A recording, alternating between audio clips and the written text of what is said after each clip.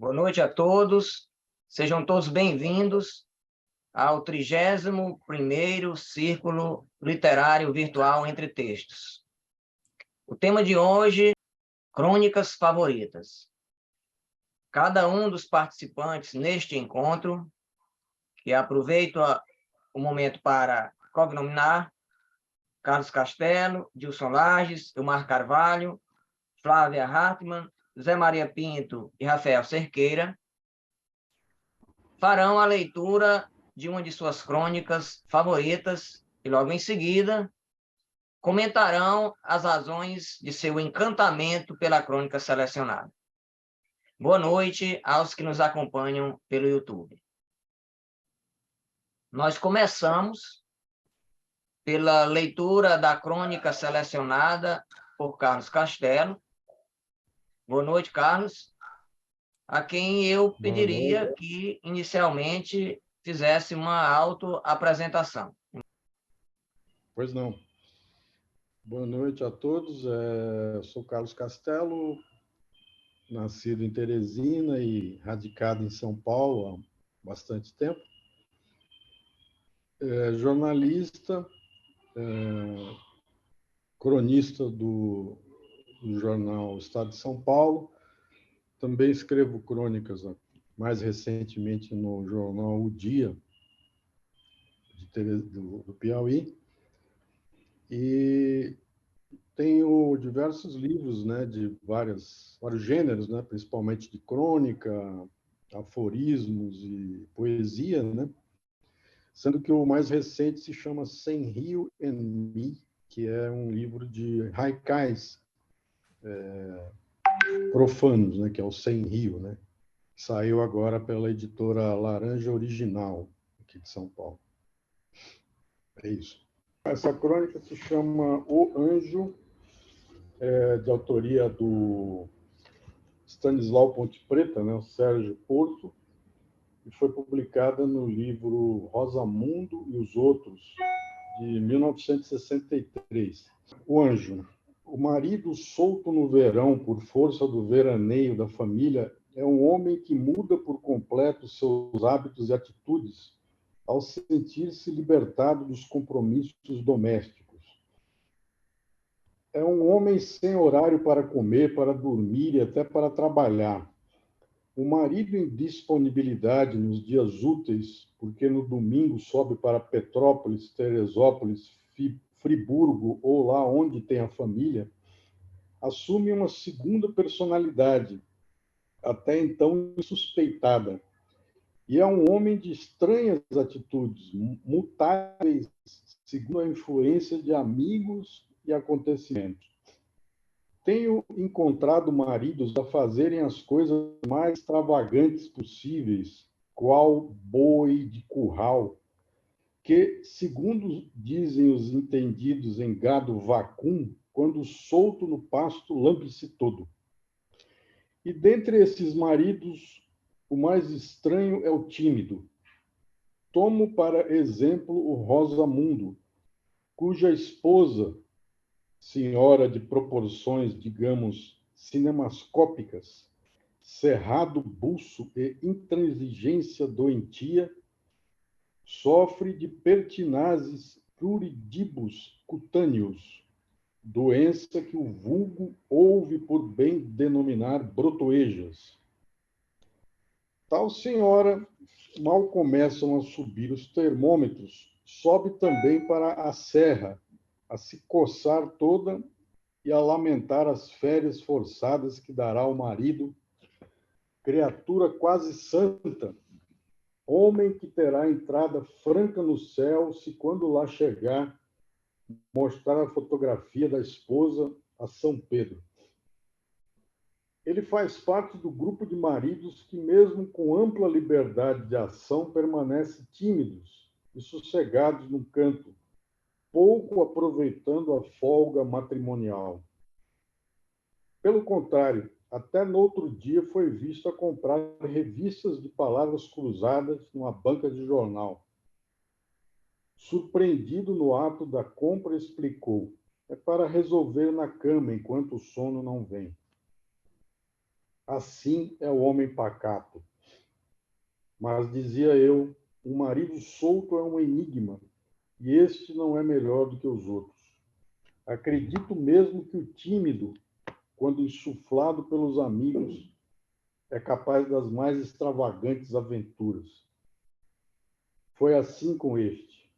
Era, segundo lhe diziam, uma festinha pré-carnavalesca, coisa íntima, só gente da corriola, se me permitem o termo. O Rosamundo, de princípio, e disso sou testemunha, não queria ir. Vamos que a mulher telefonasse de madrugada, vamos que estivesse na festa uma conhecida dela, vamos uma porção de coisas que o homem medroso cria uma série de dificuldades antes de se decidir. Contornadas todas as hipóteses dramáticas, amigos e conhecidos acabaram por convencê-lo a ir. E bebeu-se fartamente ao evento.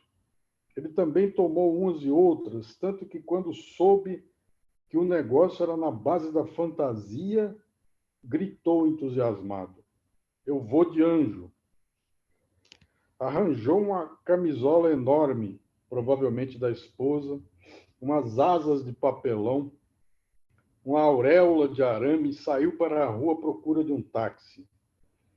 E como se já se sentisse um outro homem, na ausência do táxi, entrou numa lotação, criando inclusive um caso na hora de saltar, porque cismou que anjo tem abatimento em qualquer condução. A festa não era tão íntima assim, como disseram os amigos. Segundo suas próprias palavras, abre aspas, era um pagode de grande rebolado, no qual ele se meteu todo, já sem nenhuma prudência, cumprimentando senhoras conhecidas, deixando-se fotografar abraçada a uma baiana decotadíssima que encontrara numa volta do cordão. Enfim, esteve distraído. Foi no dia seguinte de manhã que o medo voltou a baixar sobre a sua consciência. Mesmo antes de abrir os olhos, pedi a Deus que tivesse atirado confete.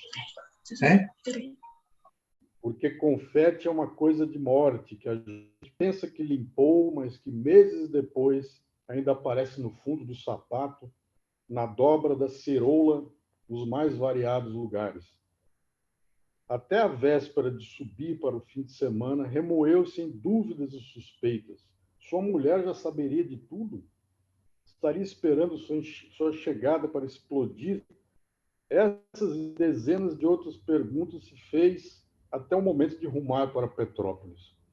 Antes comprara todas as revistas semanais, até o Monitor Mercantil, nunca se sabe, com medo de que algumas delas tivesse seu retrato de anjo abraçado à baiana decotada, de quem conseguira o telefone, mas a quem tivera a prudência de não telefonar. Sossegou somente com a ideia de que, sendo a mulher como era, se soubesse de alguma coisa, não esperaria sua chegada para desabafar. Teria descido com brotoejo e tudo. Foi mais aliviado, portanto, que chegou em casa, abriu a porta e deu com a gordíssima esposa a esperá-lo. "Como vai, meu anjo?" ela disse. Desmoronaram-se todas as suas esperanças. Após um tremido "pode deixar que eu explico", contou tudo o que acontecera, sem perceber que aquele "meu anjo" com que ela o saudara era apenas uma carinhosa expressão de esposa saudosa. E comentário você quer fazer ao texto, Carlos? Bom, eu acho que o Stanislau Ponte Preta, né, ele é muito conhecido pelo o FEBEAPA, né, pelo Festival de Besteiras que assola o país, tal, onde ele, ali no pós-golpe de 64, satirizou principalmente os absurdos, né, a burrice, vamos dizer assim, que graçava naquela época, né? E através de citações reais mesmo, que ele pegava da imprensa e trabalhava aquele texto, né? Ele ficou muito famoso por isso e foi considerado, inclusive, na época, um herdeiro do humor do Barão de Itararé, né? Que famoso humorista lá, gaúcho, né? E só que existe também essa crônica dele mais urbana, né?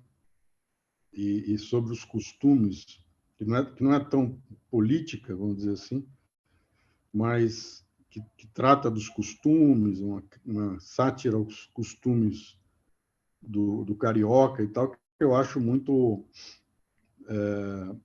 bem feita, né? Ele nessa crônica coloca esse Rosamundo, né, que é um dos personagens com a tia Zulmira e tal. Ele lança a mão desse personagem que ele inventou para falar de um marido tímido, né? E eu acho que a técnica dele também essa história do anjo, né? E que depois no final você vê que é a esposa que falou aquilo e o cara vai entrega o jogo, né? Eu acho muito muito bem realizado assim, né? E eu acho que o Stanislau porque eu acho que esse tipo de crônica, na verdade, ela seria mais até uma espécie de um conto, né? Então eu acho que o Stanislau ele é meio que um introdutor assim do conto de humor aqui no Brasil, né? Porque nos países anglo-saxões você tem o conto de humor assim muito bem estabelecido, né? E no Brasil me parece que a crônica foi quem assumiu esse papel e eu vejo no Stanislau e no próprio Veríssimo também, Luiz Fernando Veríssimo, dois grandes representantes desse conto de humor brasileiro que foi transfigurado assim em crônica, né? Então por isso foi a minha escolha, porque eu acredito que ele digamos, o maior nome da crônica de humor aqui no Brasil. Muito obrigado ao cronista Carlos Castelo. Eu peço permissão aos amigos, por ser o anfitrião desse encontro, para realizar a minha leitura ao final. Nós vamos ouvir o escritor Elmar Carvalho. Boa noite, Elmar. Peço inicialmente que o amigo faça a sua autoapresentação.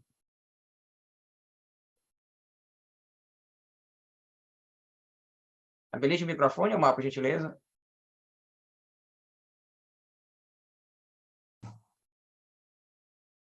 Está ouvindo? Sim, estamos ouvindo. Eu Fique à vontade. sou aqui do Piauí, nasci em Campo Maior, morei muitos anos em Parnaíba e desde 82 me radiquei aqui em Teresina. Pertenço à Academia Piauiense de Letras e a várias outras academias aqui do Piauí, entre as quais a Parnaibana, a Campo Maiorense e outras mais. Eu cultivo, sobretudo, a poesia, né? Tenho sido, sobretudo, poeta, mas também cronista. Desde cedo eu venho cultivando a crônica. Depois escrevi um livro mais ou menos de memórias, mais memórias da minha vida profissional. E mais relatando episódios que eu considerei engraçados, interessantes, ou de que eu fui protagonista ou não. Então, tenho enveredado mais por aí. E após me aposentar, escrevi um romance chamado Histórias de Évora. Escolhi para ler aqui uma crônica do Agadobal. Ela se chama Grandeza e Glória nos Letreiros de Teresina. Como ela é pequena, eu vou lê-la toda, porque é pequena. Uma vez, um viajante ilustre e mal-humorado, mais mal-humorado do que ilustre, achou que essa cidade era uma aldeia grande. O curso do tempo não fez dela uma cidade grande, embora não lhe faltem os indicadores de grandeza das cidades. As clínicas médicas, as escolas particulares, os motéis. O tempo, o aumento da população e o desenvolvimento do comércio há muito sufocaram o que nela havia de aldeia. Hoje é só uma lembrança, o tempo em que o Dr. Martins Teixeira, usando uma senha solene, imprensa local, e com a autoridade de presidente de uma fictícia associação de jornalistas, levando a família, entrava sem pagar nos pequenos circos, teatros que periodicamente passavam pela cidade. Esses circos eram em si mesmos um espetáculo para a cidade carente de diversões. De tarde, escanchado de costas para a frente, num jumento em pelo, que um menino puxava pelo cabresto, saía um palhaço fazendo a propaganda do espetáculo, que invariavelmente terminava com um drama religioso em 3 atos, dedicado às famílias excelentíssimas, famílias católicas da cidade, sem alteração nas piadas e anedotas.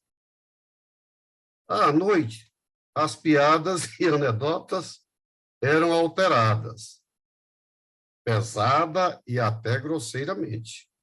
Apesar disso, ou talvez mesmo por causa disso, a assistência era numerosa e o distinto público ria ruidosamente.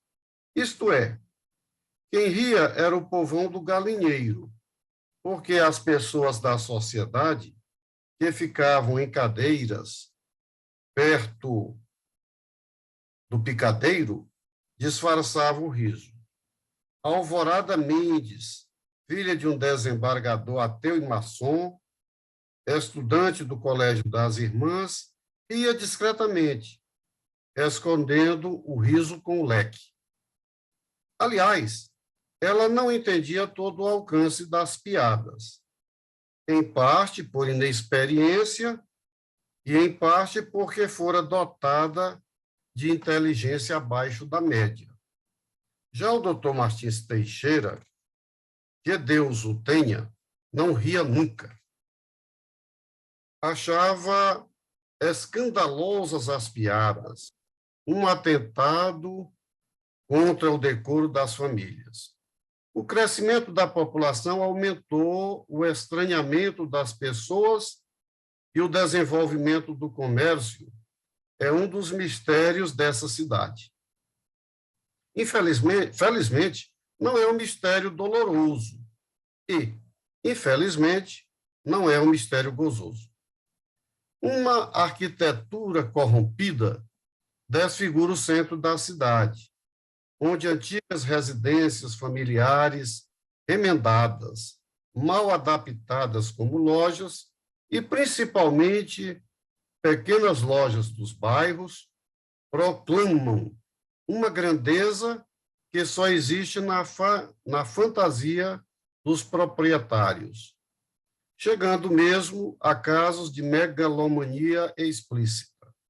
A cidade não tem mais açougue, todos são frigoríficos, por menores que sejam e tenham ou não aparelho de refrigeração. Todas as farmácias se transformaram em drogarias. As padarias são confeitarias ou panificadoras. Jogos de palavras ou de sentido, como depósito terrestre, depósito de terra, barro para a construção.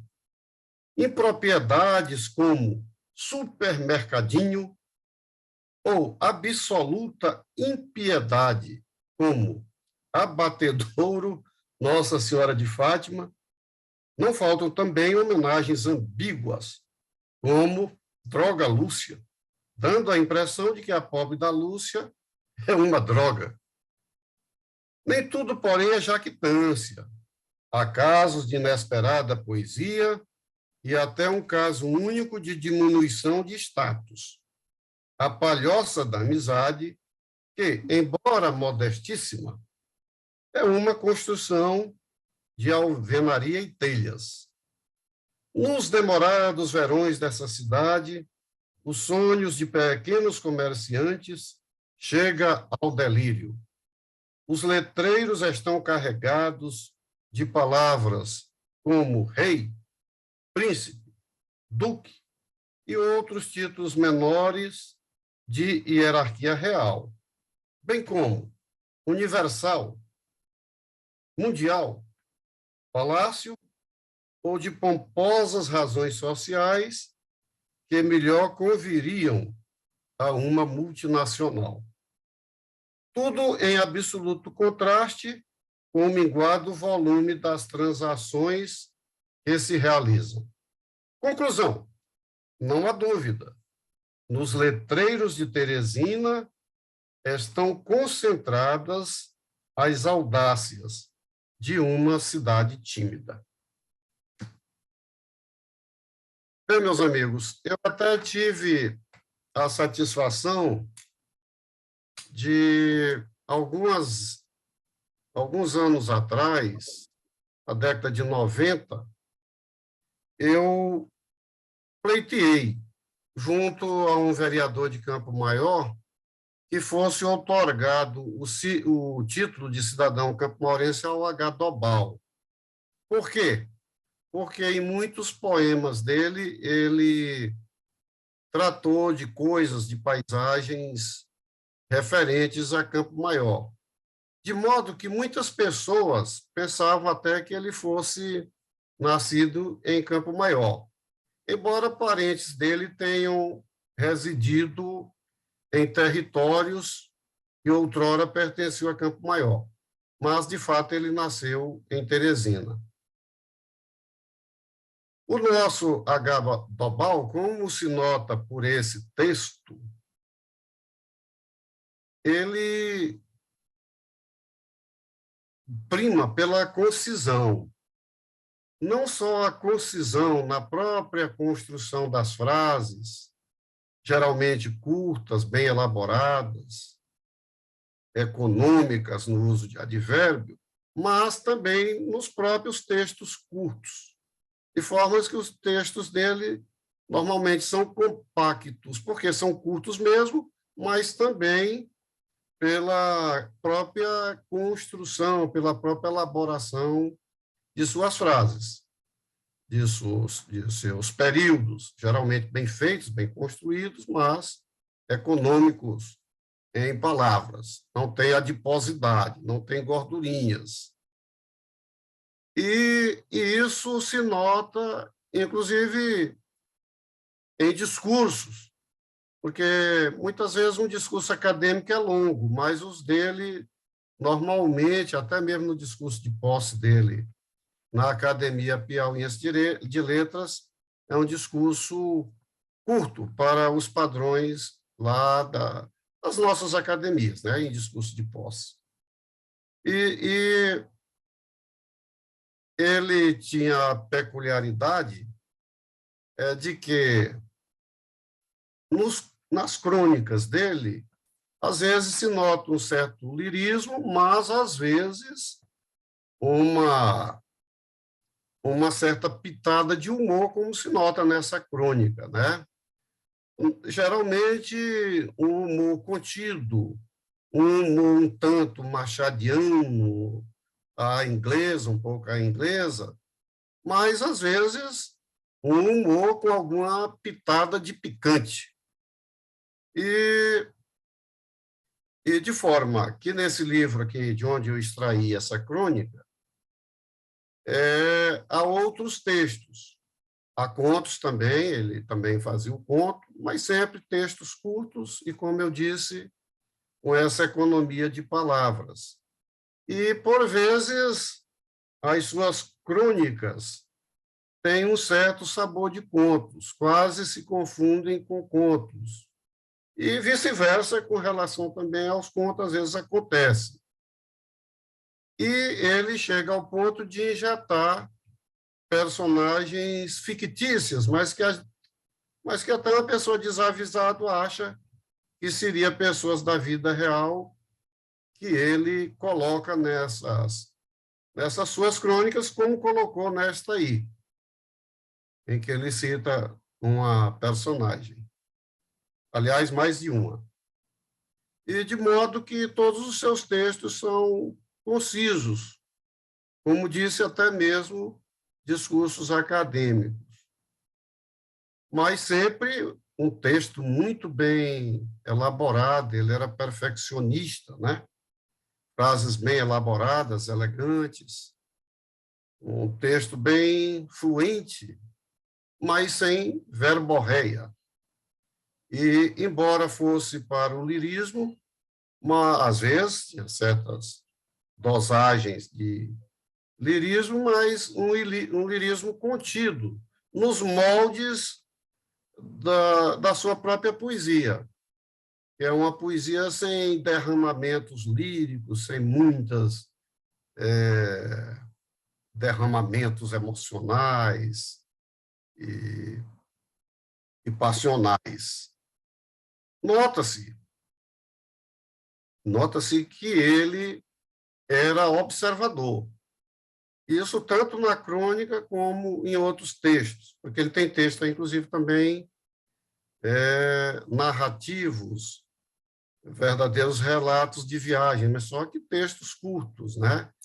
Sem entrar, sem jamais se parecer com relatório ou com descritivismos longos, né? Isso ele não fazia. Então, ele era um observador, e se nota que ele buscava muito o pitoresco, aquilo que tinha de mais típico ali, de uma coisa que às vezes podia passar despercebido a um observador menos atento. E ele buscava também o engraçado, né? Para dar certa jocosidade, certo humor ao seu texto, mas o humor nos moldes que eu expliquei.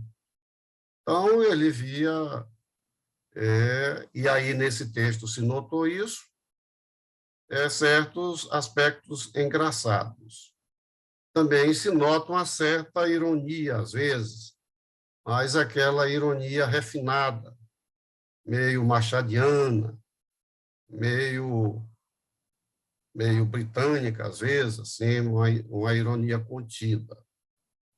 E colocava nisso as suas personagens, de forma que ele, elegante no seu estilo, mas sempre buscando a contenção, a síntese. E até diria que ele tem nos seus textos uma alta qualidade, do nível até da qualidade de seus poemas. Porém, ele não teve assim a oportunidade de que a sua prosa fosse tão divulgada quanto a poesia, de modo que ele ficou mais conhecido mesmo como poeta, mas é um prosador extraordinário. E tanto na poesia como na prosa, ele não foi prolífico. A sua obra, para o tempo que ele viveu, porque foi meio longevo, né? Foi longevo, ele teve uma produção pequena, talvez exatamente por isso, porque se esmerou na qualidade, em trabalhar de forma primorosa os seus textos. Creio serem estas as palavras que eu tinha a dizer sobre esse texto. Obrigado.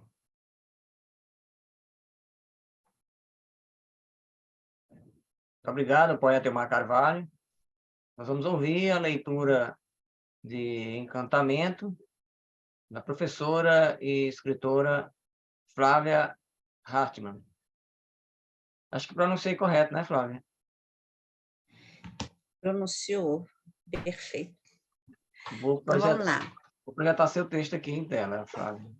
Meu nome é Flávia Hartmann, eu tenho um prazer, assim, agradeço ao Dilson por estar aqui, então, boa companhia. Eu fiquei vendo aqui o currículo de todo mundo, eu vou ter que comprar um, que nem a Gualuça fez no Escrevedor de Passado para o próximo encontro, né? Porque o meu, eu sou da área da hotelaria, e resolvi aos 60, fiz uma projeção de vida que a partir dos 60 eu iria escrever, e tenho cumprido a minha meta, já escrevi um romance que saiu em 21, o General estava nu, que fala sobre a época da ditadura, 1970 e 1980, do Rio de Janeiro, onde eu nasci. Participei também de 2 livros de crônicas, um chamado Não Olhe Para Trás, com um grupo de Canela, que eu conheci na época da pandemia, e sábado passado foi lançado o segundo, versão dos Fartos, lá na Feira Literária lá de Porto Alegre, também de um grupo que a gente escreveu usando o método Moacir Clear de escrever textos com notícias de jornal.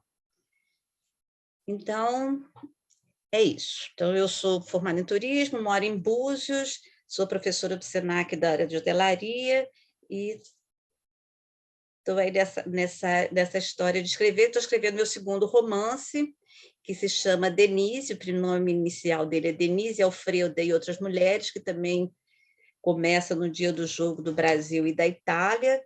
Enquanto o jogo acontece, crianças são trocadas no hospital. Então, eu vou falar da maternidade, vou falar da branquitude, né, da negritude, essa fala de mulher, né, porque eu acho que a maternidade é um assunto que me interessa muito.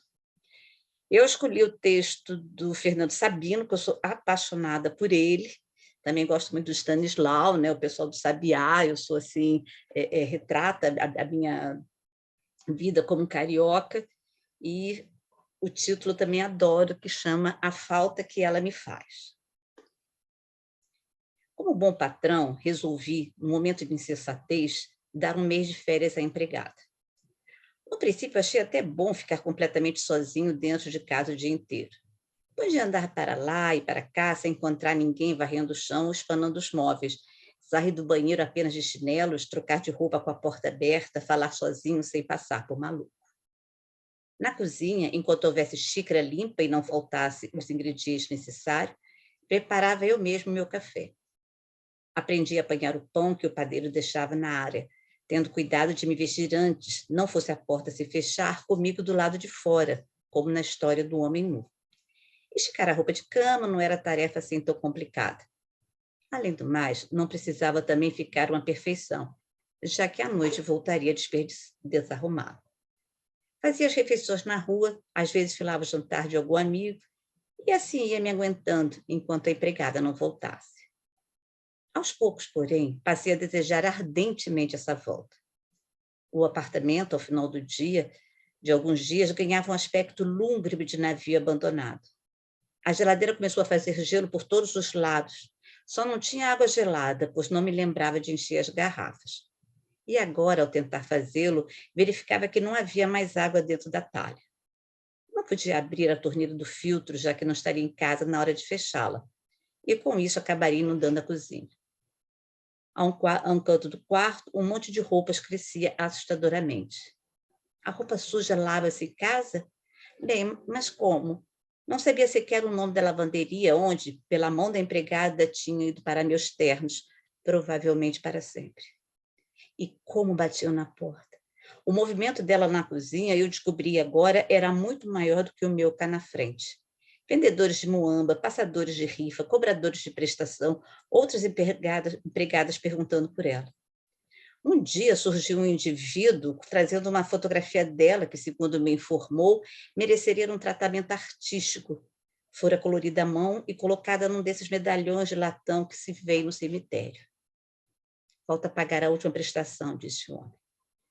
Paguei o que faltava, que remédio, sem ao menos ficar sabendo quanto a pobre já havia pago. e por pouco não entronizei o retrato da cabeceira da minha cama como lembrança daquela sem a qual eu simplesmente não sabia viver. Verdadeiro agravo para minha solidão era a fina camada de poeira que cobria tudo. Não podia mais nem retirar um livro da estante sem dar logo 2 espirros. Os jornais continuavam chegando e já havia jornal velho por todo lado, sem que eu soubesse onde pôr a funcionar o mecanismo que os fazia desaparecer. Descobri também, para meu espanto, que o apartamento não tinha lata de lixo. A toda hora eu tinha que ir lá fora, na área, para jogar na caixa coletora um pedacinho de papel ou esvaziar um cinzeiro. Havia outros problemas difíceis de enfrentar. Um dos piores era o do pão. Todas as manhãs, enquanto eu dormia, o padeiro me deixava à porta um pão quilométrico, do qual eu comia apenas uma pontinha. E na cozinha já se juntava uma quantidade de pão que daria para alimentar um exército. Não sabia como fazer parar. Nem só de pão vive um homem. Eu poderia enfrentar tudo, mas estar ensaboado debaixo de um chuveiro e ouvir lá na sala o telefonema esperado, sem que houvesse ninguém para atender, era demais para a minha aflição. Até que um dia, como uma projeção do estado de sinistro abandono em que me vivia, atirado, comecei a sentir no ar um vago mau cheiro. Intrigado, li as solas dos sapatos para ver se havia vazado em alguma coisa lá na rua. Depois saí farejando o ar aqui e ali como um perdigueiro e acabei sendo conduzido à cozinha, onde ultimamente já não ousava entrar. No que abri a porta, o mau cheiro me atingiu como uma bofetada. Vinha do fogão, certamente. Aproximei-me, protegendo o nariz com uma das mãos, enquanto me curvava e com a outra abri o forno. Oh, não! Recuei horrorizado. Na panela, a carne assada que a empregada gentilmente deixada preparada para mim antes de partir se decompunha num asqueroso caldo putrefato, onde pequenas formas brancas se agitavam. Mudei-me no mesmo dia para um hotel.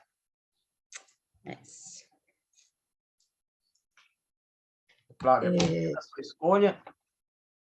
Eu adoro lembrar como é que a vida era até pouco tempo atrás, né? A gente parece que está falando de um... Eu adorei o Elmar falar dessa palavra longevo, né?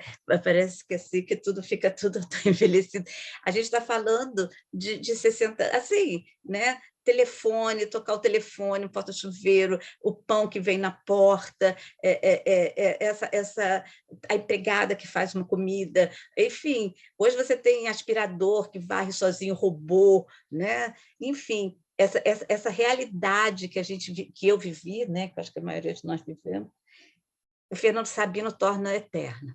Né? Eu acho que mesmo, eu às vezes, quando dou para meus alunos jovens ler Fernando Sabino, né? Porque às vezes eu acho que quem trabalha em hotelaria tem que ter repertório, e o Fernando Sabino sempre me dá esse repertório. Né? Eles identificam coisas, aí eles falam, professora, podia fumar dentro de casa? Eu falei, podia. Né? A gente entrava de sapato, entrava. Né? Então, essa trazida desse passado, eu acho que sempre é isso que me inspira e que me alimenta, trazer Fernando Sabino.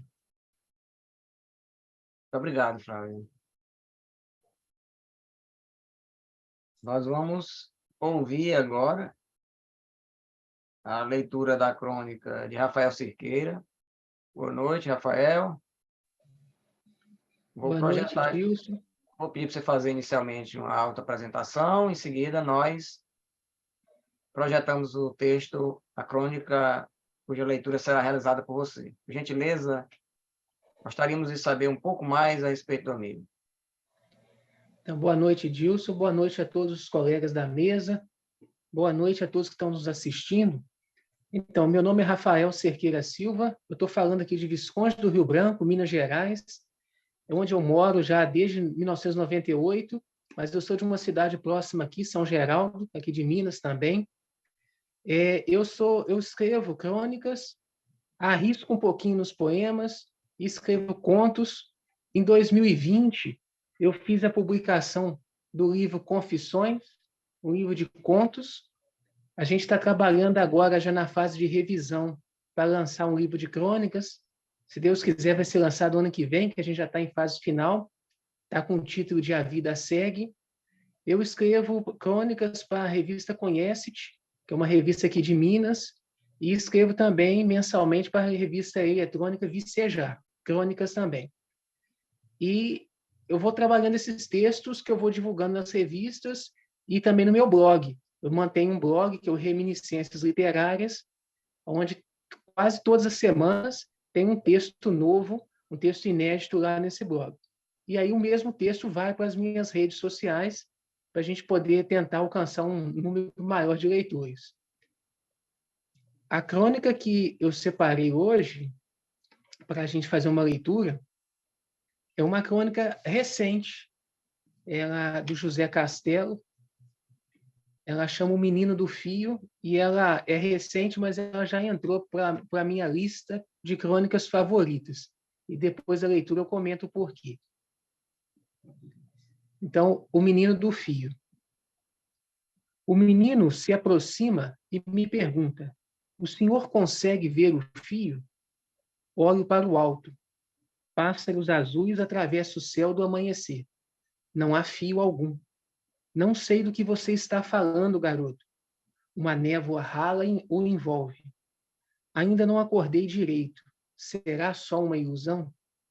O menino estica o braço ainda mais e diz: como o senhor não vê o fio se eu o vejo? Talvez se refira ao cordão de alguma pipa, mas eu não vejo pipa alguma. Há alguma tira de barbante que o vento da manhã arrasta. Penso nos fios da iluminação pública, mas não consigo vê-los. Começo a me irritar. Estou apressado, tenho hora com o livreiro. Por que parei para ouvi-lo? Antes de seguir, algo, talvez a ternura, me leva a perguntar ainda uma vez: de que fio, afinal, você está falando? O menino tem uma cara de velho, enrugada e seca. Sobre a boca, um buço fino que sugere a adolescência. É baixote? Será um anão? Seu silêncio me incomoda. Vamos, diga logo, eu estou atrasado. Só então ele explica melhor. Será que o senhor não vê o fio que liga todas as coisas? Além de irritante, o garoto é um místico. Sim, um menino bizarro que me fala de coisas que não existem. E eu ainda perco tempo com ele. Engrosso a voz. Ora, vamos, pare com isso. Só então vejo as lágrimas que escorrem em suas bochechas. Só aí me dou conta de que, dentro daquele garoto mirrado e daquela pergunta sem nexo, há alguém que sofre. Talvez o fio seja o sofrimento. Vamos tomar um café, eu decido. Há quanto tempo você está sem comer? Já li em algum lugar que a fome extrema pode causar delírios. O garoto delira, eu decido. Que não seja de fome, mas de alguma dor feroz, de alguma miséria. Quer comer uma fatia de bolo? Estou no Mato Grosso para fazer uma entrevista com Manuel de Barros. Tenho hora marcada com o livreiro, o senhor Cunha, que ficou de me passar edições raras de seus livros. Mas perco tempo com o garoto. Não tanto com o garoto, mas com a pergunta que ele esfrega em minha cara. Enquanto mastiga seu bolo, o menino insiste. O senhor não acredita em mim. O senhor não acredita em nada? É um filósofo. Na entrada da adolescência, meninos se assemelham a filósofos, embora ninguém dê importância ao que eles dizem. Depois, o sexo chega com toda a força e ocupa suas mentes. Então a filosofia se vai e fica a carne. O garoto que come o bolo está na fronteira entre os sonhos da infância e a crueza da puberdade. Nessa travessia, os pensamentos se agitam. Filósofos são homens em combustão, suas mentes pegam fogo. Meninos são homens que queimam, são filósofos. Ainda não entendi do que você fala, insisto. Seu avô tem um cachorro muito velho, com dentes imensos que morde sem motivos. Sua professora é uma mulher severa, que inventa mentiras para castigar os alunos. A mãe é bondosa e dedicada, mas sempre queima a comida. O senhor não vê? São todos parecidos. Todos fazem coisas que, no fundo, não querem fazer. Tento seguir o fio de seus pensamentos, mas ele não existe, ou eu não o vejo. Esse garoto quer me enlouquecer, concluo. Por que perco meu tempo com ele? Mas não consigo deixar de segui-lo. Talvez seja o fio. Mais uma fatia? O garoto arregala os olhos, mastiga. O senhor ainda não vê o fio, ele insiste. Está tudo ligado. As coisas acontecem sempre da mesma maneira e vão na mesma direção. Uma direção que ninguém escolheu, ele continua. Uma direção inútil. Confesso que me sinto perdido. Fio algum me sustenta. Peço a conta. Quero ir embora, seguir ao encontro do senhor Cunha e receber meus livros. Vou indo, digo. Isso não vai adiantar, ele rebate. Pergunto por que diz isso. O senhor também faz sempre as mesmas coisas. Coisas que não escolheu, mas faz. É o fio. Exasperado, nem me despeço. Enquanto desço a Avenida Calógeras rumo à livraria, o menino do fio não me sai da cabeça. Já não tenho o mesmo ânimo de antes. Sinto-me estranho. Atolado. Estou preso a alguma coisa que não sei definir. Será o fio? Já na livraria, me informaram que o senhor Cunha não virá hoje ao trabalho. Um assistente me receberá. Logo chega um homem careca de nariz redondo com a expressão de um duende. Traz alguns livros nas mãos. Aqui está sua encomenda, me diz. As primeiras edições que o senhor tanto busca. Pergunto o preço, vou ao caixa. Por instantes, tenho a impressão de que não estou em Campo Grande, mas no centro do Rio, em algum sebo da rua São José. Há uma névoa em torno do caixa. O homem com cara de duende me traz um pacote com os livros que, na pressa, não chego a ver. Acredito que são os livros que encomendei, me despeço e saio. A rua está mais movimentada. Meninos engraxam sapatos enfileirados ao longo de um muro. Estaria o garoto do fio entre eles? O pacote de livros não é pesado, mesmo assim prefiro deixá-los no hotel. São poucas quadras. Avanço, ainda com o mesmo sentimento de incerteza. Volto ao meu quarto sem saber por que volto. De repente, me vem a sensação de que errei de direção. De que, em vez de retornar ao hotel, dele me afasto. Em uma banca de revistas, o jornaleiro me alivia e garante que estou no caminho certo. Ainda assim, a dúvida persiste. Não reconheço as lojas por que passo, as vitrines me parecem diferentes, até o calçamento parece ser outro. Pergunto de novo pelo hotel, respondem-me que é sim nessa direção, logo a 2 ou 3 quadras dali. Chego ao meu quarto, largo os livros sobre a cama e busco a folha de papel em que anotei o endereço de Manuel de Barros. Não a encontro. Onde a guardei? A ansiedade me faz suar. Tomo um copo d'água. Já me preparo para descer até a recepção e pedir um catálogo de endereços, quando, ao abotoar o paletó, me dou conta. A folha anotada estava todo o tempo no meu bolso. Tenho a sensação de que estou atrasado, mas confiro a agenda e verifico que a entrevista é só dali a 1 hora. A minha revelia, e apesar dos fios em que me enrosco, tudo funciona. Tropeço, faço o que não quero, desvio-me de mim, mas, no fim, tudo dá certo. É o fio, agora eu entendo. Agora sim eu consigo vê-lo.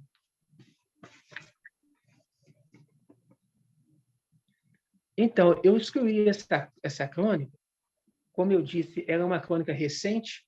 Ela foi publicada mês passado na edição do jornal Rascunho. Eu até fiz a leitura da versão impressa, que eu recortei aqui do jornal, e ela já entrou para a minha lista de favoritas, porque o texto do Castelo, pelo menos para mim, ele coloca uma situação em que é mais do que um cronista ou que um personagem flanando por uma capital do país. Esse cronista ele se depara com uma situação insólita. É um menino, mas é um menino de feições envelhecidas, talvez pela necessidade, pela fome ou pelas condições em que vive. O cronista não consegue definir bem. Mas esse menino envelhecido, mas que ainda traz traços da infância, traços de uma adolescência que ele está entrando, é um menino que apresenta uma questão existencial. E a crônica toda vai girar nessa questão filosófica, essa questão existencial. É o fio. E aí o nosso protagonista, esse nosso narrador, ele começa a se envolver com uma série de fios. E a palavra fio é uma constante aqui no texto. É o fio que vai ligar esse diálogo, é o fio que vai levar esse cronista a várias indagações. E eu fui fazendo, a primeira vez que eu li, eu fui fazendo algumas anotações mentais, né, que a gente faz ao longo da leitura. Eu fui vendo quantos fios passam na vida da gente. Quer dizer, são os fios, é o fio condutor da vida, é o fio da meada, é o meio-fio da calçada que leva a gente para lá e para cá e que leva esse cronista à banca de revistas, ao hotel, ao sebo, à entrevista com Manuel de Barros. São vários fios que estão aqui nos envolvendo, o fio da energia elétrica, o fio da pipa que se perdeu num poste, o fio do sapato que os meninos estavam amarrando no muro.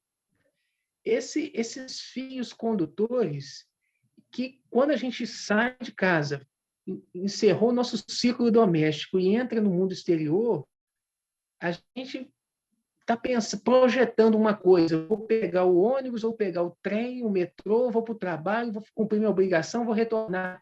E, às vezes, a gente se depara com um insólito, que pode ser um menino filósofo, que pode ser uma situação de uma tragédia, um acontecimento, e que, de repente, coloca a gente para pensar que nós não temos como ser donos nem do nosso próprio projeto, porque há um fio invisível e que muitas vezes não percebemos, e que esse fio bate no nosso rosto e fala: agora você vai dobrar essa esquina, agora você vai passar por aquele viaduto e vai seguir a vida.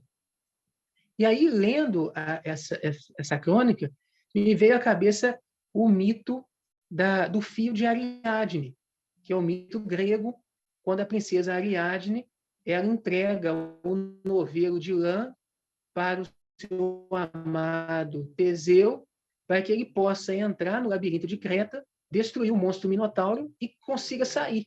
Porque, segundo a lenda, gerações e gerações entravam no labirinto e morriam devorados pelo Minotauro, ou aqueles que entravam não conseguiam sair, e o seu destino era ser devorado. Então, o fio de Ariadne, que conduz Teseu à vitória da destruição do Minotauro e ao regresso, que Teseu consegue sair do labirinto, é esse fio da jornada, é o fio da vida.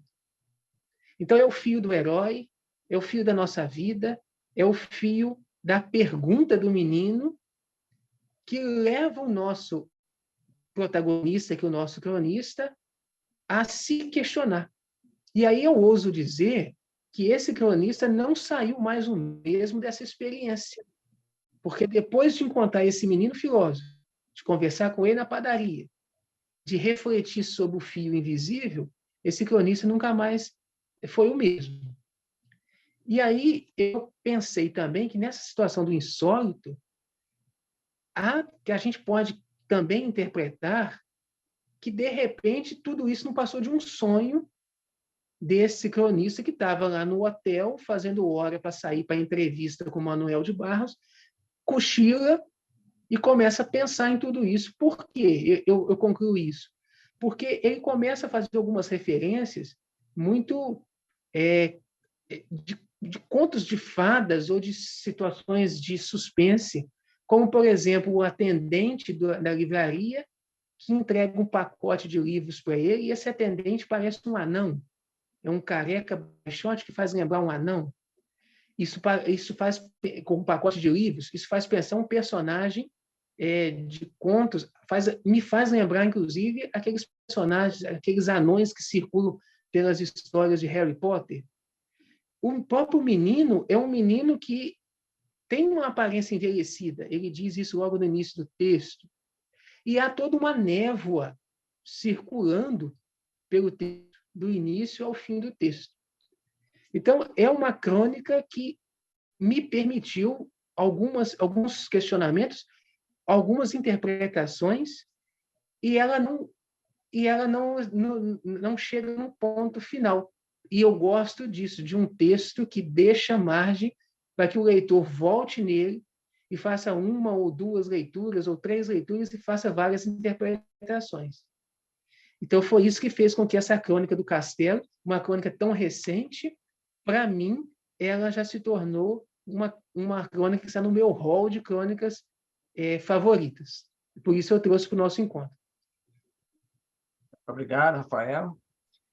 Nós vamos ouvir agora a leitura de Encantamento. Professor Zé Maria Pinto. Boa noite, Zé Maria. Eu pediria que o amigo fizesse uma breve autoapresentação. Boa noite a todos. Boa noite, Dilson.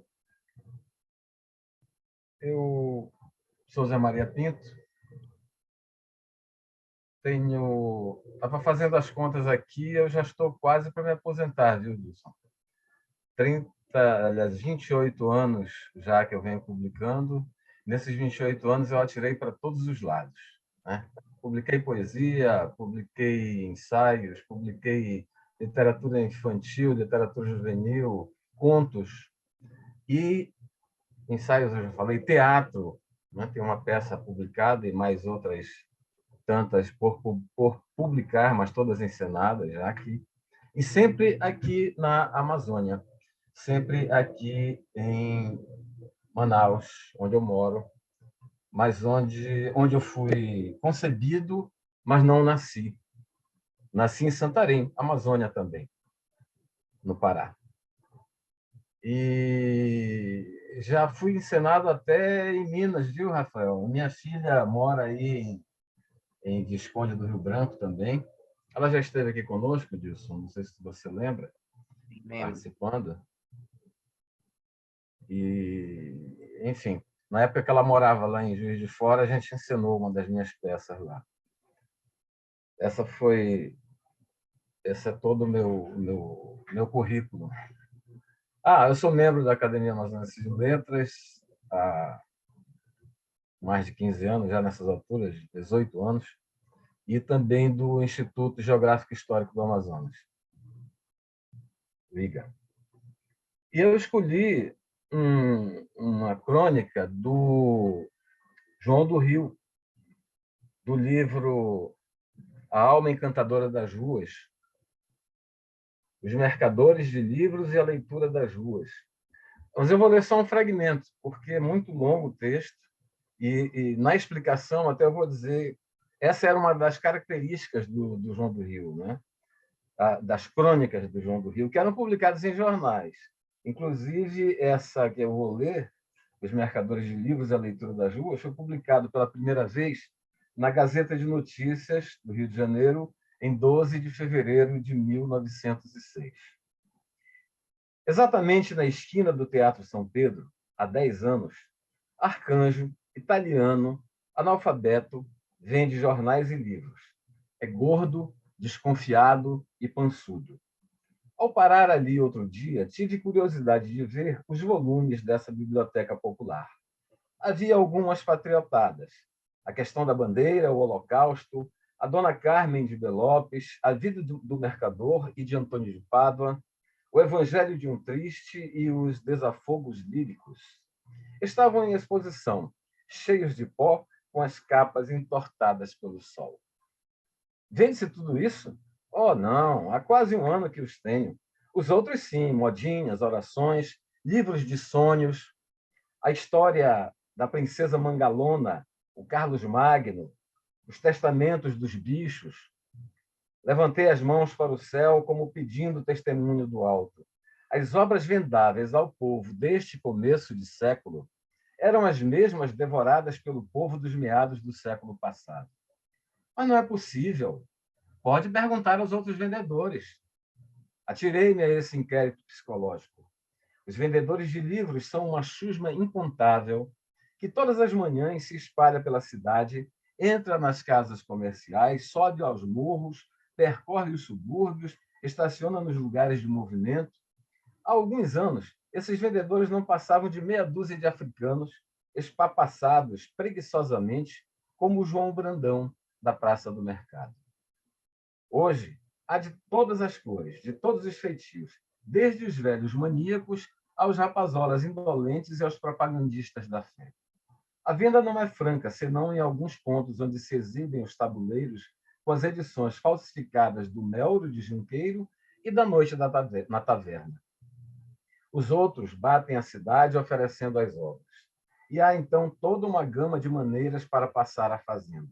Os mais atilados, os mais argutos, os mais incansáveis são os vendedores de bíblias protestantes, com os bolsos das velhas sobrecasacas ajoujados de brochuras edificantes. Ó, rapaz, por que não fica com esta Bíblia? Dou-lhe por 10 tostões. É o livro de Deus, onde estão as eternas verdades. E se ficar com ela, vai mais este volume de quebra sobre as feras que devoram o homem, as feras morais. Os outros não pairam em regiões tão espirituais. Aos solenes, o velho Maia, que aprecia as encadernações vermelhas, foi guarda-livros e virou para a infelicidade quando um dia se lembrou de decorar todo o dicionário latino de Saraiva. Aos que têm apelido, espelho de psique, pobre homem, negociante que a má sorte faz andar agora de cesto ao braço como uma fita verde no chapelinho. Aos escandalosos relapsos, o Conegundes, negralhão de cavanhaque, gritador. Aos que durante o trabalho percorrem as tabernas e, para impingir aos caixeiros um dos volumes, ingerem em cada uma 2 da branca, o Arthur.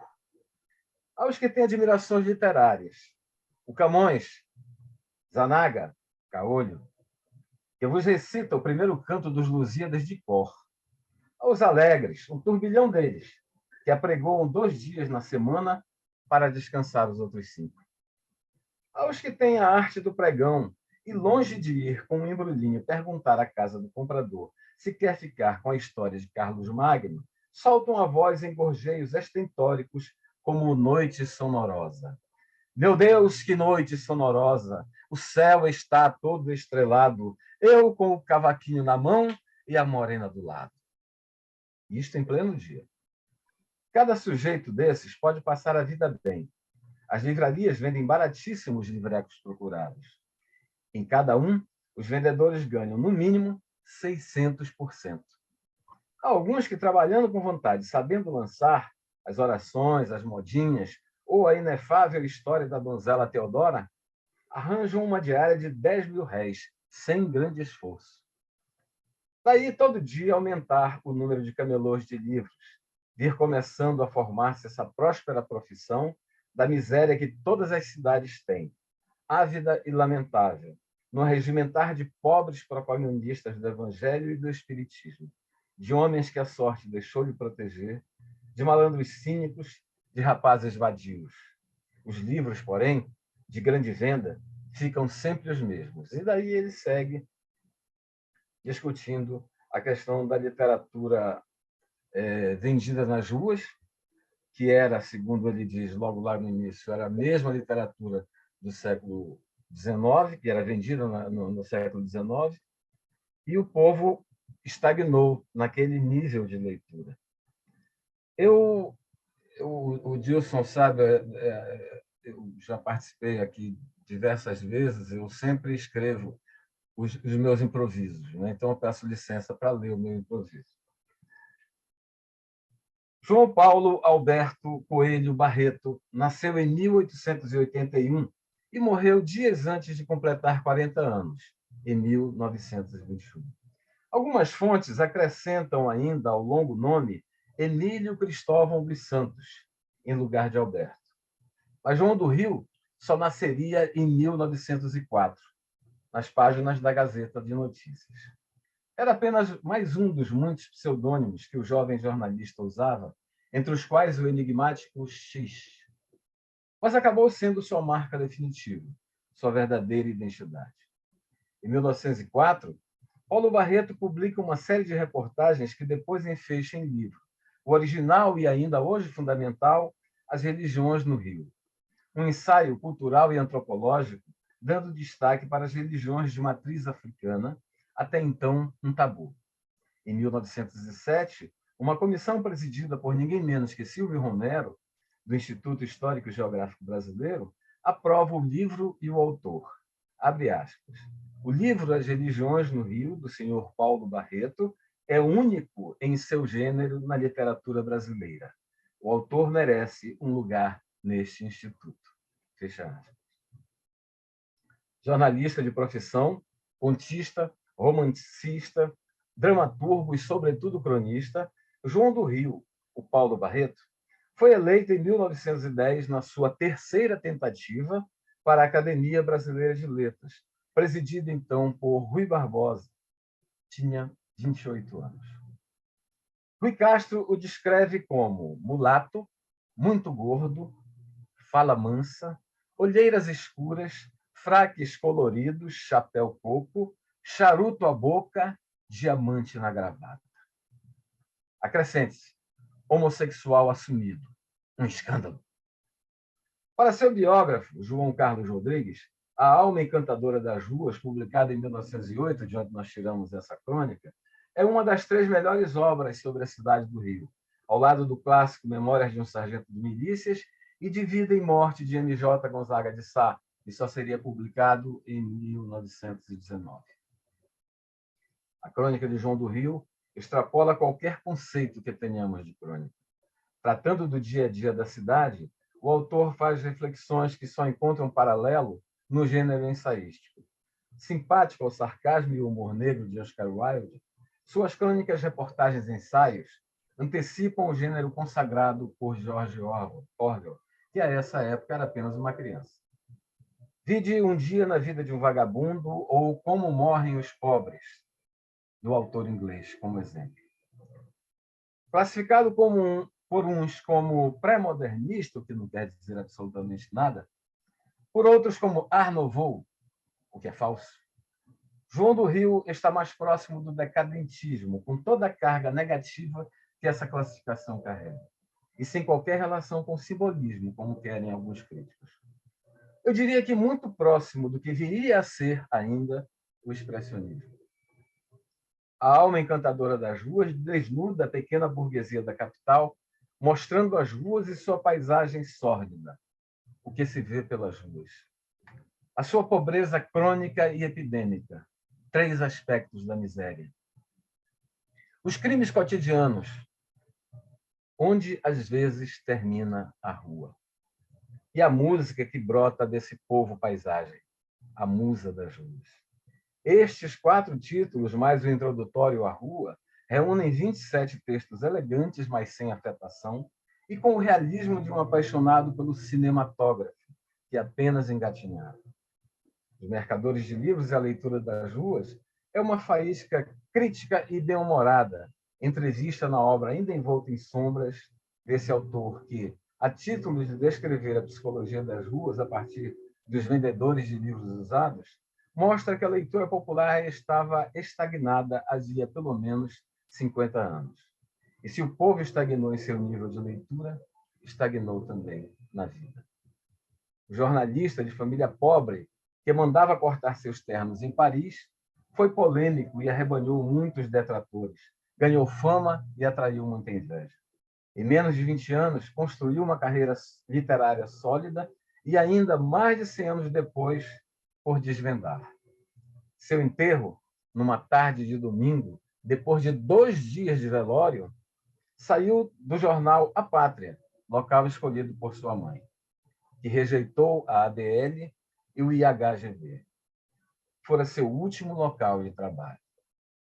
Segundo seu biógrafo, estima-se que cerca de 100 mil pessoas tenham participado.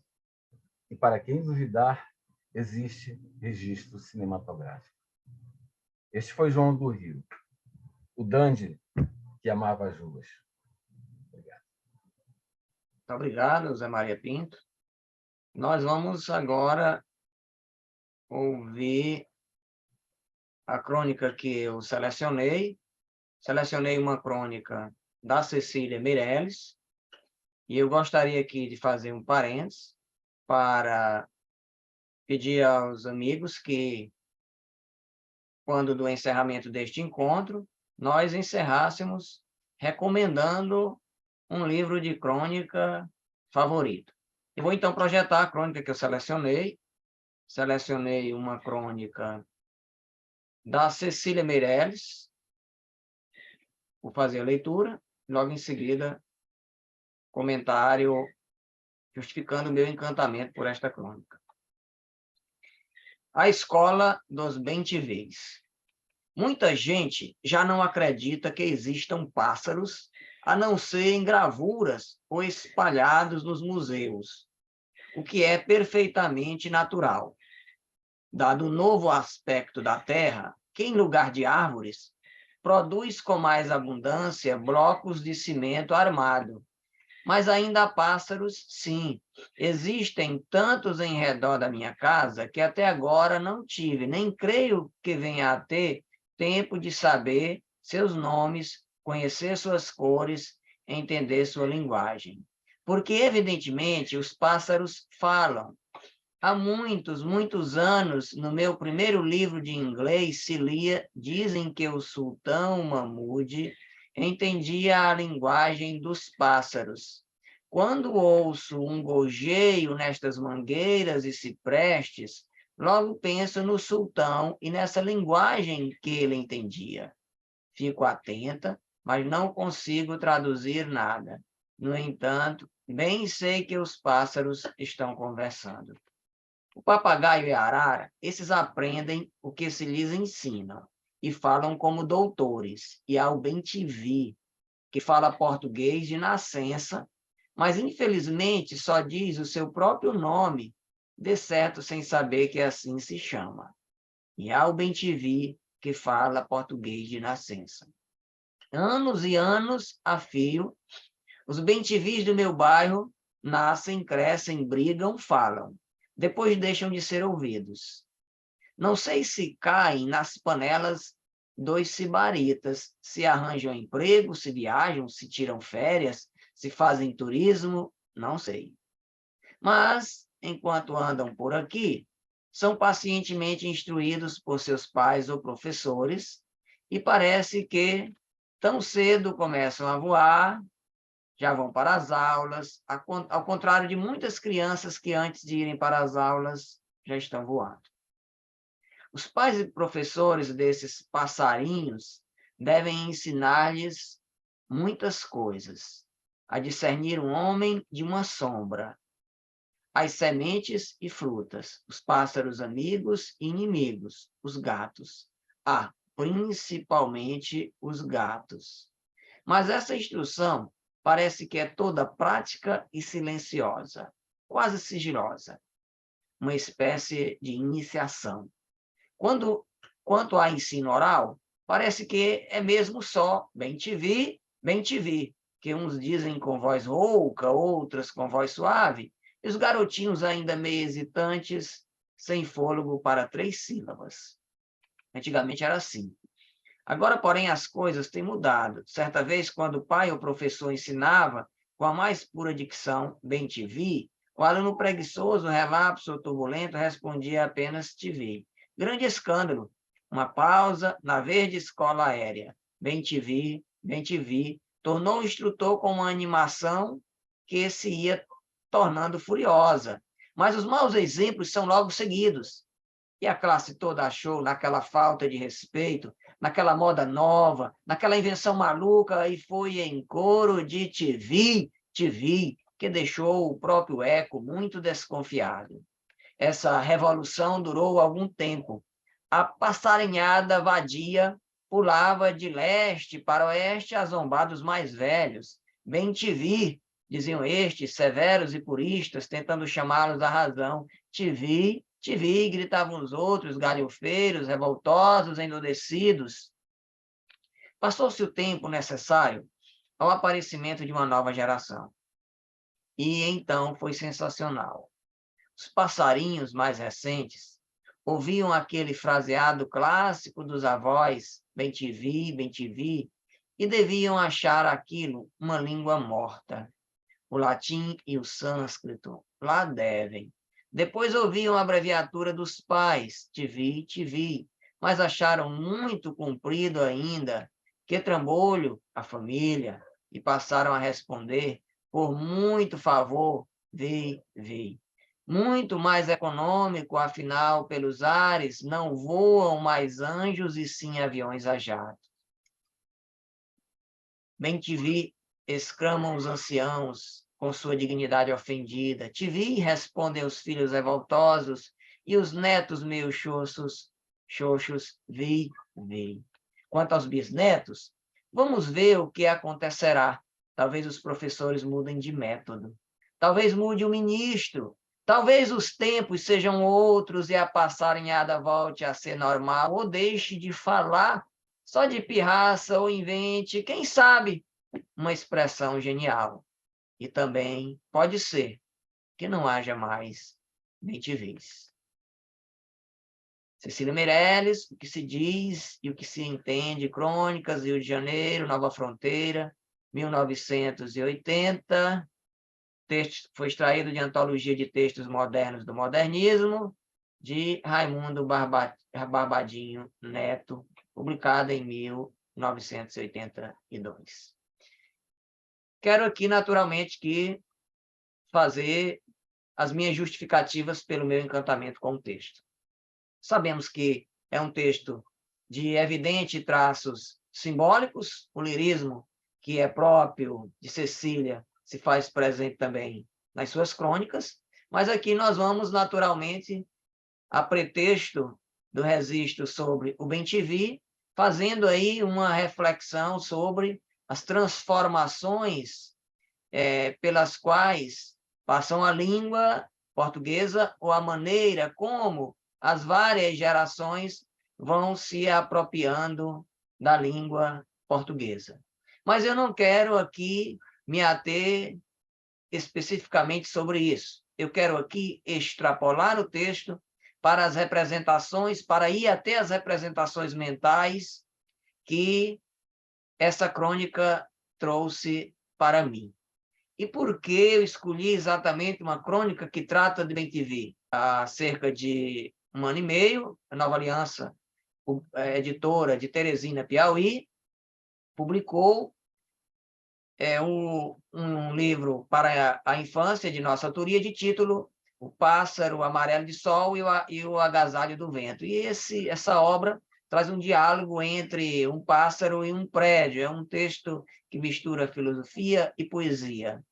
E o pássaro é exatamente um bem-te-vi. E lá nós questionamos o lugar do pássaro, claro que de maneira simbólica, a literatura é o lúdico pela linguagem. Nós questionamos o lugar do bem-te-vi na vida urbana, ou dos pássaros na vida urbana. E esse questionamento eu fiz quando li a crônica da Cecília. O que nós encontramos?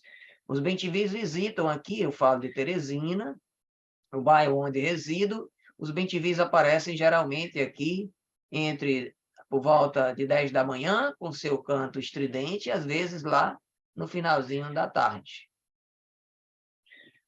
Não é uma rua adensada de árvores, mas há algumas árvores nas proximidades. Mas não apenas eles aparecem. Aparece a rolinha Fogo Apagou, o fogo apagou, aparece aqui, ocasionalmente, com seu canto tristonho. Aliás, não as tenho visto nas últimas semanas. Aparece também um bando de curicas, que aparece aqui nos fios elétricos, pousando nos fios elétricos, um bando geralmente de 3 ou 4, que aparece ocasionalmente, sempre no fim da tarde. E quando eu tenho a possibilidade de estar em casa, neste turno, naturalmente que sempre tenho a possibilidade, a oportunidade de contemplar e de observar-lhes o seu comportamento. Mas nós temos também os pombos, estes sim, que são abundantes na vida urbana. Não sei por que exatamente, eu vou até pesquisar daqui a pouco sobre isso. Nós temos tanto o pombo como o grande pássaro dos espaços urbanos. Estive há algum tempo numa das praças principais da cidade, fiz uma fotografia, havia lá uma multidão de pombos e aquilo me chamou muito a atenção, era o início da manhã, então o pombo parece ser o pássaro por excelência dos centros urbanos. Mas eu faço a reflexão ainda porque no ano passado, estando por alguns dias no campo, eu vi o pássaro mais belo que já vi em toda a minha vida. Se alguém acha belo um currupião, se alguém acha belo um tucano, se alguém acha belo um chechel, eu vi exatamente um arara, eu vi exatamente um pássaro, por 3 dias consecutivos, estando no campo, ele apareceu, o casal de pássaros, com um canto melódico e encantador, expressão de uma alegria que eu não sei de onde vinha. E eu, então, tive a possibilidade de registrar-lhe o canto. No primeiro dia não consegui identificá-los nas mangueiras, mas nos outros 2 dias eu tive a possibilidade de contemplar aquele pássaro azul-vermelho. E eu me pus, então, a pesquisar que pássaro azul-vermelho era esse, não era, naturalmente, que nenhuma dessas pipiras que estão aí a beliscar mangas. E o nome do pássaro é cancão de fogo. Eu espero que, quando eu esteja novamente repousando no campo, eu tenha ainda alguma possibilidade de me deparar com esse pássaro tão raro, cancão de fogo. Pois pesquisem as imagens desse pássaro aí no YouTube, porque pesquise o som desse pássaro, porque vale muito a pena descobrir.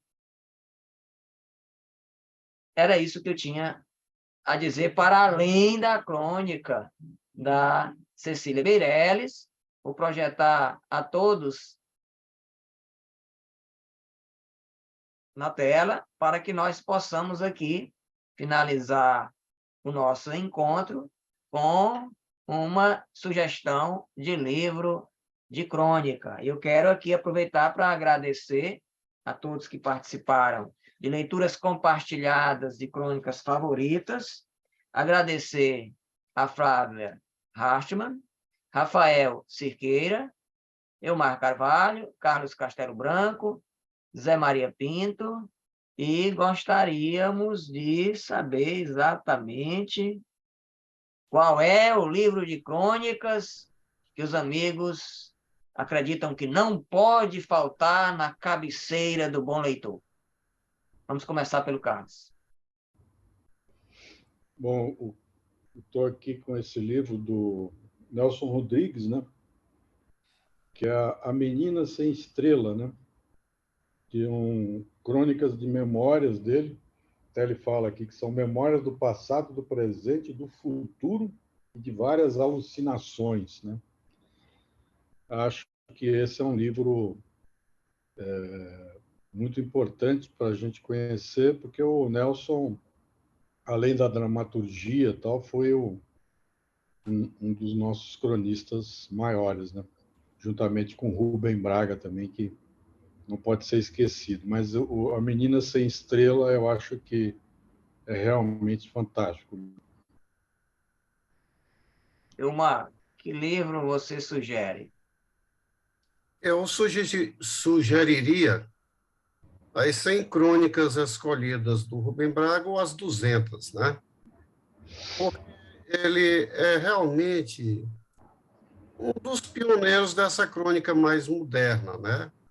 Evidentemente que no passado mais distante teve o José de Alencar, que fez crônicas, o Machado de Assis, o João do Rio, como foi visto, mas mais para cá, mais modernamente, eu acho que o Rubem Braga praticamente fez uma escola dessa crônica quase poética, lírica, né? Claro que ele fazia as outras crônicas, que às vezes era contando uma história, um relato, mas ele, no gênero da crônica, com certo lirismo, em que ele casava, às vezes, uma história, mas sempre com um certo lirismo, uma poesia, né? A crônica dele, muitas crônicas são repassadas de poesia. Então, eu recomendaria um dos dois, ou as 100 escolhido ou as 200. Flávia.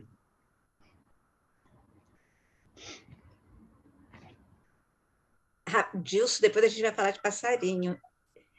Eu fiz uma viagem agora e tem um brasileiro que ele fez um aplicativo, eu não sei o nome disso, em que ele mora na Europa e você quando descobre um pássaro, você coloca ali no app e o som e você ajuda a catalogar pássaros. É muito interessante isso. Então, fiquei encantada aí com essa história do Cão do Fogo. Bem, aqui, eu vou falar desse aqui, cadê? Mas vai sumiu aqui, que eu tenho ele, Os Sabiás da Crônica, de Editora Autêntica. Eu ando com esse livro apaixonada, que ele conta, ali tem 90 crônicas de João Carlos Oliveira, eu escrevi Rubem Braga, Fernando Sabino, Paulo Mendes Campos, Stanislau e Vinícius de Moraes. Então, essas 90 crônicas, né, reunidas ali, a história da amizade entre essas pessoas. É muito interessante esse livro. Esse livro tem sido assim... Eu conheci esse livro naquele encontro, né? Quando a gente se conheceu ali com Felipe Pena, e realmente ele se tornou assim, um tremendo livro de cabeceira. Ele só tem um defeito, que todo mundo que vem aqui em casa rouba. Eu tenho que procurar vir na casa do filho, de alguém que catou. Agora eu vou saber onde ele está. Então, é isso. Obrigado. Rafael? Um livro que eu separei aqui, que está na minha cabeceira, o Carlos Castelo já antecipou, que é o livro do Nelson Rodrigues, que eu tinha separado aqui, que eu acho fantástico, principalmente para quem gosta de memórias, esse livro do Nelson. Então, eu peguei o outro que está na minha cabeceira, que são dois que ficam se revezando aqui, que é A Descoberta do Mundo, da Clarice Lispector, e também eu acho fantástico, apesar de serem pegadas diferentes, né? O Nelson trabalha com a questão da memória de infância, mas a Clarice trabalha com a questão do dia a dia. Então, as crônicas dela é o momento em que ela sai, que ela circula ali pela região onde ela morava, no Rio de Janeiro, mas ela revisita também muita questão de memória da família e dela própria, quando ela, antes de chegar ao Rio de Janeiro, quando ela morava no Recife, e ela faz muito questionamento naquele estilo introspectivo, voltado para a subjetividade. Ela faz questionamentos da vida, questionamentos dos filhos que ela observa brincando pela casa, do modo de produção da crônica, do ato dela de datilografar, do filme que ela assistiu no cinema. Ela fala do Chacrinha, do programa que ela assistiu no último domingo. Então, ela faz algumas considerações sobre o dia a dia. Quando ela não está flanando, ela está fazendo considerações sobre a existência e a interioridade dela dentro do lar. Então, são os dois livros que se revezam, são linguagens diferentes, são focos diferentes, mas que se revezam aqui e que me ajudam na hora de compor as minhas crônicas. É o Nelson Rodrigues e a Clarice Lispector. Obrigado. Goviu Zé Maria? O Carlos já adiantou um dos meus preferidos, que é o Nelson Rodrigues. O Elmar adiantou o outro, que é o Rubem Braga. E, sem dúvida nenhuma, eu estou aqui com as 200, só que está ao contrário aí, né? 200 crônicas escolhidas, uma edição da Saraiva, e que ainda tem de quebra aqui o IDT Copacabana, que tem as contas que não estão as crônicas, aliás, que não estão lá nas 200 escolhidas. Enfim, aí já foi citado aqui Vinícius, tem Clarice, né? Drummond, que era um excelente cronista também, né? Além lá dos anteriores ao João do Rio, aliás, o Machado, o Alencar, enfim.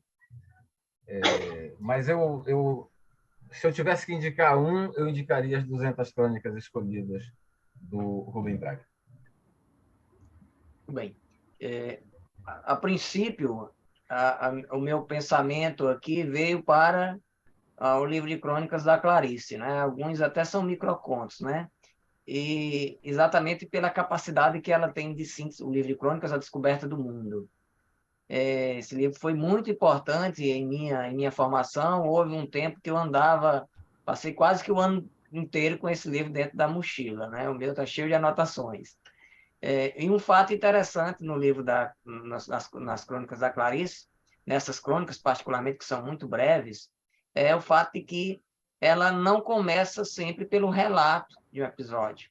Às vezes ela já começa com um questionamento, às vezes o relato vai para e passo ali com a reflexão não fica para o final. E tem um fato muito interessante que o Rafael chamou a atenção na Crônica do Castelo, que essas crônicas elas terminarem com um final aberto, que é bem típico da literatura pós-moderna, essa finalização que remete à existência dos intertextos que nós trazemos nos esquemas mentais que estão aí na nossa memória de longo prazo.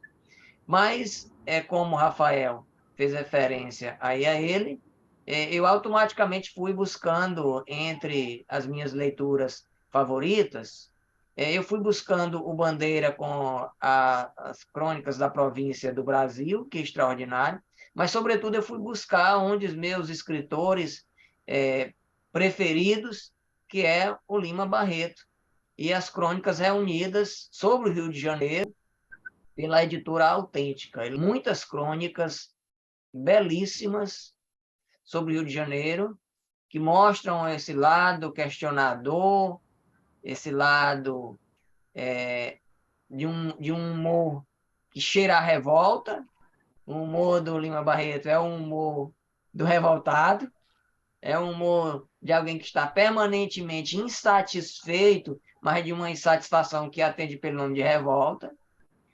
E eu até faço aqui uma pequena observação. Eu li recentemente um livro do Rui Castro, que ele descreve o Rio da década de 20, e lá ele faz um retrato do Lima Barreto um pouco diferente do retrato que está aí nos manuais didáticos, como sendo um coitadinho revoltado aí contra um sistema opressor, e o Rui Castro vai desconstruindo essa imagem de coitadismo e de vitimismo do Lima Barreto.